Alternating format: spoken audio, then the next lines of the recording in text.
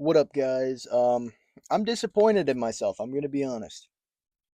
Uh, I did really bad on predictions for this card. This is actually my second recording of this. I recorded an entire thing for the first one, and honestly, I didn't have mic volume on. But even if I did, I was so pissed and just like frustrated with what happened that it wouldn't have been a good recording anyway. So we're jumping back into it. I'm gonna be more positive. I'm going to be, I'm just going to explain what happened and recap. So before we get into it, please leave a like, comment, subscribe, and leave a comment about this. Did your Paramount crash? Because midway through the third round of the main event, the only fight I actually wanted to see tonight, my stream crashed. So I had to go back to my olden days. I had to go back to a shameful place. I had to jump back into Jerusalem.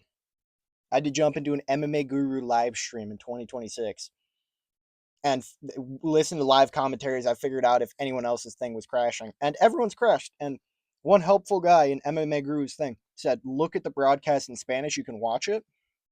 So I was able to see the rest of rounds 4 and 5 in Spanish, fortunately. But yeah, let me know if your Paramount Plus crashed because that almost sent me into a heart attack. As I thought if I wasn't watching my boy Max, he was going to get subbed, which obviously he didn't. But let's talk about that main event. Kind of a boring BMF fight, if we're being honest. 20 minutes of control time for Charles. Honestly, outperformed Max on the feet too, but we saw so few moments on the feet that it didn't even really feel like it was like impressive in that way. The first round, he got the better of Max and then immediately got him down. That felt impressive. That felt like we were going to see some kind of back and forth on the feet. And then every single round, Max had to be so sparing with his striking as to not, get pushed backwards and then, get hooked into and just Matt returned tossed down to the ground. And I would have loved to see this play out differently. I wanted Max to win. I thought Max was going to win. I would have loved to see more striking on the feet, but Charles Oliveira is your new BMF champion. And how are we feeling about these really grapple heavy BMF events? I was never a big fan of the BMF belt, and as long as it was entertaining striking fights, you know, or fights where if there was grappling, it's Dustin Poirier dropping Max Holloway and then jumping a Gilly. That felt really cool. But yeah, how do we feel about Charles? Just is it a BMF thing to do to just kind of sit in so much, sit on the back, sit in, top control for so much of this fight? Do we think that's like the BMF thing to do? I don't really know. And the unfortunate thing is I feel like this kind of stagnates what we do with the BMF belt because it's not looked at as cool as it was. I don't know that it ever really deserved that, but it definitely doesn't appear to be as cool now. And it isn't looked at with the same veil of, oh my god, it's like a striker's elite ball. It's it might be Charles Oliveira just taking advantage of a matchup if he gets the opportunity to grapple, you know. And who do we give him because he's already fought so many lightweights? But I think we'll get into who could go for a BMF fight in the coming days, who could match up for that. And then I'm also going to talk about the White House fights. I'm going to make a video on that as soon as I wake up tomorrow because we got the 6 fights that were announced. Don't get me started on Ayman Zahabi. I'm going to be a little bit upset about that one, but I'll let that one purge my dreams tonight, and then I'll talk about it tomorrow. But next up, I got this one wrong. I got all the main card fights wrong, and I'm really pissed, but I'm going to remain more calm this time. I think this fight was a blatant robbery and like a blatant overstep of the judges being terrible because Rainer de Ritter picked up round 2. I guarantee you that. I could have seen him winning. I saw this fight going even, you know, going even into the third and then leaving, going to the judges, going to the scorecards. I thought this fight could have gone either way. And to see it go 30-27, I think is ridiculous. Rainer de Ritter had some goofy moments on the feet where, he'd kind of slip or he'd trip after a punch was thrown. And they looked at that And I think they were counting that as a knockdown for Bahalio, even though it wasn't like, I'm not saying Rainer de Ritter didn't get rocked in this fight because he definitely did, but Kyle Bahalio also took an equal amount of damage on the feet. You know, like he may have landed the bigger shots occasionally, but I feel like Rainer de Ritter was piecing him up on the feet with that jab more often, and his face wore more damage by the end of the fight. You know, so I don't really know how that one was scored. That one was kind of confusing to me. And yeah, that makes 3 fights in a row that were all just unanimous. Every single round went to one guy. I don't really know how I feel about that. Raul Rosas had a dominant. I'm way more tame than I was last time. I said some bad words last time. It's probably good that that recording is never going to see the light of day. But let me know what you thought of Raul Rosas in this one, because 16 takedowns is impressive, but when you realize that it's like Rob Font getting dragged into a single leg and then just not knowing how to defend a body lock wrapped around his waist and just continuing to stand up, you know, grabbing the fence, being told he can't grab the fence, and then the second he lets go, getting dropped back down into half guard. Because Raul Rosas did a good job of getting him to the ground, but he didn't do a good job of dealing damage or creating submission attempts. I feel like he really felt comfortable in, in that half guard, especially after Rob Font kept trying to do an omoplata. I feel like he felt comfortable being in that half guard, being in a spot where he was not in danger. And I feel like he was just trying to keep that. And I don't really know how that entails against some better wrestlers, against better bantamweights who are going to do better on the feet than Rob Font did. But, I think this was an interesting fight from Raul Rosas, but I definitely think he could have done better and could have given himself a lot better of an opportunity had he gone out there and dominated this fight and finished this like he could have. So, yeah. Raul Rosas will be ranked 13th. I think that's okay for him. An impressive performance against Rob Font. I was okay with David Martinez getting ranked off Rob Font, so I'm okay with it for Raul Rosas, but I would have liked to see a better fight from him, especially one with a lot more aggression because, 8 significant strikes when you're in that dominant position for so long is kind of ridiculous. I'm going to come out and say it. I think Drew Dober fluked this one because Michael Johnson won round 1 in my mind and was doing better and was like landing good punches up until that one punch came, and he absolutely just sent Michael Johnson to heaven. But you know, Drew Dober was kind of throwing these naked kicks, unset up kicks, wasn't really using combos well, and then he just had a beautiful. He feinted the left hand, feinted the left hook. Michael Johnson's hands went low. And this does kind of come to the body work. He was working the body a little bit with some of the kicks, some of the punches. And he brought that left hand low. Michael Johnson's hands dropped, and then he just wound up with the right and absolutely clipped him. But you know, an impressive combo, an impressive performance from Drew Dober. But I think Michael Johnson was winning and would have won that fight if that punch had not landed. But you know, as my dad would always say, if your uncle had boobs, he'd be your aunt. So didn't happen, but it's okay. RoboCop versus Bruno Ferreira. I was wrong about this one too. You're gonna hear that a lot today. Um, yeah, he just kind of landed the one punch on the chin, the one right hand that absolutely sent Bruno Ferreira down. And I honestly kind of thought it was an early stoppage on my first watch because I did kind of think he could have stood up and could have done better in that. Could have like gotten up and fought, but the ref jumped right in. And then once you look at it, Bruno Ferreira does look kind of like glazed over on the eyes. So I realized maybe that wasn't the early stoppage that I thought it was, but I thought it would go the other way. I thought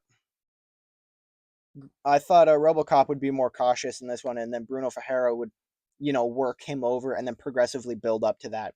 But that didn't happen. RoboCop, went out there strong like he always does, and got it done. So that was a mistake by me to think that, but I guess that means we have a reason when these guys both lose their next 2 fights to run this back a third time and see who the greatest, middleweight is outside the top 10. So that'll be a fun one. My goat, Cody Garbrandt. What did I tell you? Cody Garbrandt masterclass. He only throws significant strikes, does not throw any meaningless strikes. And you may be looking at the scorecards. How does this scorecard come up? Let me tell you. Cody Garbrandt only won one round of this fight, realistically.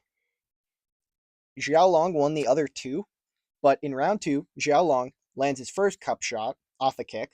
It happens. It all happens to the best of us, okay? Joe Rogan's talking, I don't know, man. I think we should take a point away immediately. You know, accidents happen. Cody takes about a minute and a half. Everything's fine. Then the second one lands, an even harder one, like a fully whipped body kick that ends up hitting Cody Garbrandt in the cup. Pokes the toe out and everything to fully add some power to the kick. Catches Cody right in the cup. And he used to take like 3 minutes. And he got kicked in the balls so hard, he started throwing up. I don't even know how that happens. I've never been hitting the balls that hard. But after that, I think Xiaolong got a point taken away because it's two blatant penalties that have like absolutely affected the fight. And then in the clinch during the third round had two nut shots. The first one he threw up after. The second one in the clinch throws a cup shot, hits him in the nuts again. And then he's arguing with Herb Dean that it didn't happen. And then he gets 2 points pulled. So if Xiaolong didn't lose the points, this would have been a 28-29 fight, and Xiaolong would have won. And Cody Garbrandt spent the entire third round of this fight running away, knowing he won. Knowing that this fight was not going to Xiaolong if it was a decision. So, absolute masterclass, absolute IQ play by Cody Garbrandt. Something only a true veteran could come up with, I tell you. But yeah, that was that fight. Someone needs to teach Zhao Long that the balls are not a target on a fighter, and that we don't really shoot for this area. We kind of shoot for here and a little bit here and a lot of up here. You know, we do a lot up here, but we don't really do any down here. So wrong head you're looking at. Someone should teach him that. But so these two fights I missed. I was out at birthday dinner with my dad or something. I don't know. I mean, doesn't everyone turn 50 a couple times or something like that? Who really cares?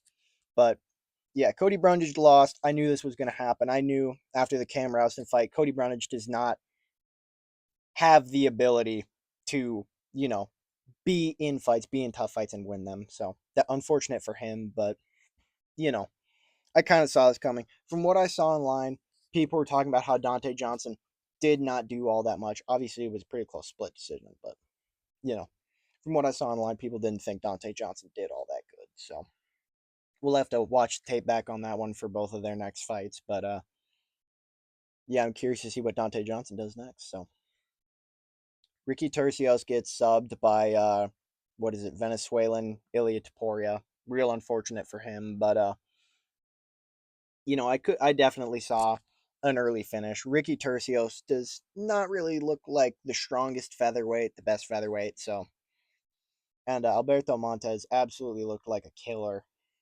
leading up to this. So, yeah, it was very. I haven't even seen how it happened yet, so I'll have to check that out later. But I'll be very interested to see what this guy does next. And yeah, Ricky Tercios shouldn't have even been in this fight. He should have fought on 324, but that's neither here nor there. So there's two guys on this fight. No, this isn't the one. This is something I need to talk about though. Cody Durden, that's what I was looking at. Cody Durden is one of two people who I am going to be a bit disrespectful to for a minute. Cody Durden lost basically every round of this fight, just, you know, not doing what he needed to do. But I don't even remember what happened. It's been so long. All I remember is he had like one opportunity to win this fight because this fight was mostly just, you know, grappling and control time. He was in half guard, right? Locks up the arm triangle and he goes the wrong way. You know how when you're trying to torque down on an arm triangle, you kind of position your body and you sort of move like a pendulum, you know, the opposite way of the guy's body and kind of make like an L shape between the both of you to really torque down on that arm and create more pressure there against the blood choke. Well, he went the wrong way, you know? He went the wrong way, meaning that Liam Jargle just got like a free submission escape. And this is really stupid because this also happened from Rafael Tobias, who also attempted an arm triangle and also looked like he knew nothing about the submission and no idea what was going on. But we'll talk about that fight later.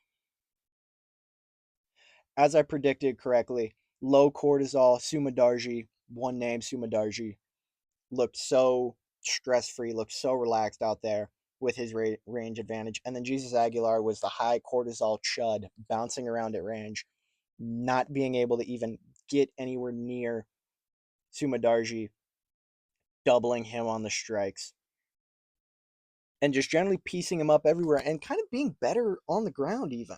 You know, the corner was telling him, hey, man, you're better on the ground than him. And I think they're absolutely right. I think he had, what was it, Song Yadong in his corner. I think he trains with, what's that little, what's that little fucker's name? Uriah Faber. I think he trains with Faber and Team Alpha Male and stuff like that. But yeah, just fantastic performance. Let me just make sure I'm not looking like a. No, I don't know. Maybe I lied. I could have sworn they were saying something about Song Yadong. Maybe just because he's Chinese. But yeah, low cortisol. Sumadarji gets this done and absolutely just mogs. Absolutely height mog, frame mogs. Jesus Aguilar, the midget, who looks so tiny in this picture. But Rafael Tobias versus Nurgaje.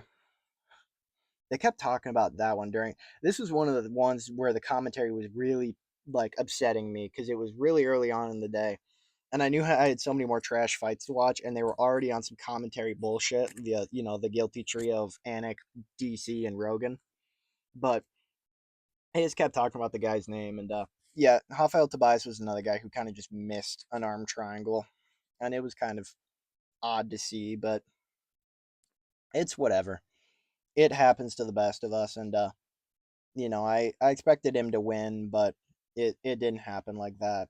So yeah, and then Rodolfo Gelato gets it done and knocks out Luke Fernandez. I didn't really see that one coming. I kind of expected a bit of a cockroachy surviving decision where he makes it past the first and like first half round. Makes it like 7 minutes into the fight, and then he can actually sort of claw his way back once Fernandez was tired. But he didn't even need one round. So amazing performance from Rodolfo Gelato. You earned yourself another couple fights in my graces, buddy. But yeah, that is the entire card of UFC 326. Let me know how you felt about this one. This one was kind of a slog to get through. I can't even lie. I think there was a lot of times where I'd have rather been doing something else, but that is neither here nor there. And yeah, let me know what you thought about the main event. Let me know what you thought about what we do with the BMF, because I genuinely have no idea what we do. Because I feel like Charles isn't really, you know, Charles could absolutely sell an event, but a BMF event is like, do I want to watch Charles grapple fuck Benoit Saint Denis for 25 minutes? I don't really know. So I think this is definitely something where we're like, hey, let's open this up. Maybe bring a guy from featherweight up, or bring a guy from welterweight down, or something like that. See if we can get something like that going. Or send Charles up, or send Charles down if he can still do that. I don't really know. Just do something else with this other than just cycle him against lightweight contenders who he's already beaten. So kind of maybe try and separate this from the lightweight belt, which is so clogged at the moment. you know. So we'll have to see what happens with that. But if you made it this far, I love y'all so much. Make sure to leave a like, comment, subscribe. Let me know what you thought of everything, every single thing I've been talking about and prompting you guys to comment about. And yeah, I'll see you next time. Peace out.